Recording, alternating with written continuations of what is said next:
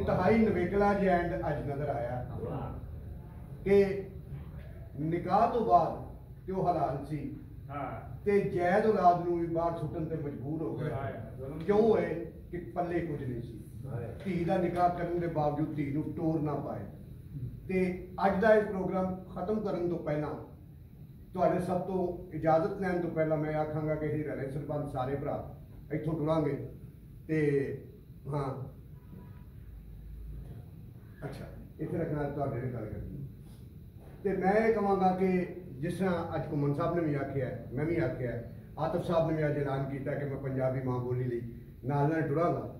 ते मैं एक शेर तुहाडी नज़र करांगा ते प्रोग्राम खत्म कर देंगा कि हुसन अमन मुहब्बत ते एकता दा सदा सबना दी कपड़ा हुसन अमन मुहब्बत ते एकता दा सदा सबना दी कपड़ाविया जे मेरी गल दे पिछे जरूर लगना मेरे मगर बेशक ना आवे। मां बोली दा कर्जा तुहाडे ते मां दा कर्जा लाण लई सानू मां बोली दे नाल टुरना पैगा। ते पंजाबी नारे लई मैं पंजाबी आगू नूं कहांगा कि आओ शुक्रिया अदा करो ते करो करी सारे सज्जनों का शुक्रिया।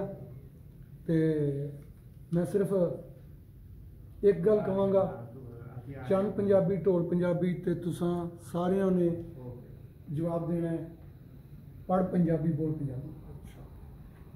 चंद पंजाबी ढोल पंजाबी, पढ़ पंजाबी बोल पंजाबी, चंद पंजाबी ढोल पंजाबी, पढ़ पंजाबी बोल पंजाबी, चंद पंजाबी ढोल पंजाबी, पढ़ पंजाबी बोल पंजाबी। बहुत शुक्रिया। पाकिस्तान जिंदाबाद।